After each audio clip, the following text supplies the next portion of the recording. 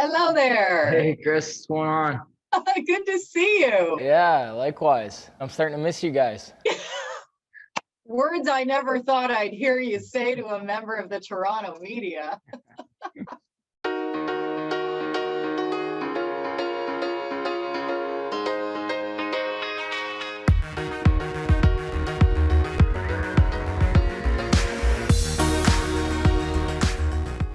Wait for that. Ready to go. The Avs are leading the West. You're on a 15-game point streak. A lot of people are saying you guys are favorites to win the Cup. But what do you think your team's capable of? Exactly that. Obviously we hold ourselves to high expectations and high standards, and we understand that there's a lot of work ahead, and we're not going to sit here and jump the gun by any means. But I think we do have what it takes. Part of that group are two of the most dynamic guys in the league right now, Nazem MacKinnon and Cale Makar. What's impressed you about them? What's it like to play with those two guys? It's great. I mean, I feel it makes me a better player, and everyone around them a better player. So, like you said, just such dynamic players. Both ends of the ice. What I love the most is their grittiness, and they don't shy away from that physicality aspect of the game. So that's something I definitely respect. And you can understand that when times get tough, those guys are going to step up to the plate. I heard you say Nazem MacKinnon is probably one of the most competitive guys you've ever seen. That is correct, yep. I mean, I thought I was, and then I saw him. What did you make of his helmet toss? He's a fiery guy, for sure. So, speaking of that competitiveness, I mean, we all do things maybe that, in the heat of the moment, you might do a little bit differently. But, that's one thing I really, really appreciate about his game, is his competitiveness and his willing to want to win and want to be the best. And, I love seeing it. You were used to playing under the spotlight in Toronto. Is there anything you miss about that, given the, I've got to think, relative anonymity you have playing in Denver?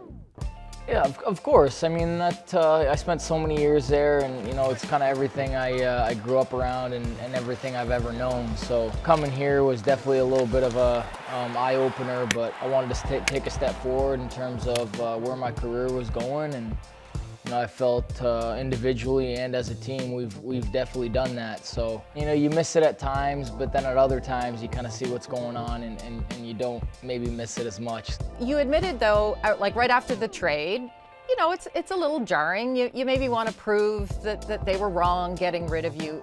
Do you play best when you play with a little bit of a chip on your shoulder? It's hard to say, because I don't want to say that's the reasoning why I'm playing well. You want to be a part of a team, and you want to play for people that want you on the team. So at the end of the day, I was fortunate to end up in such a great situation here in Colorado. You played under 3 different coaches in your time in Toronto. You said that Mike Babcock made you a better player. In what way? He was just, constantly on me. I mean, it was that first year I was in his office every single day. I mean, it was wearing on me at one point. But in all fairness, he did teach me, certain details of the game that, even to this day, I constantly remind myself about. So I think he pushed me in a positive way. We've certainly heard a lot about him, that sometimes he pushed players too hard. I mean, did you ever feel that way? Or would you push back if he pushed at you?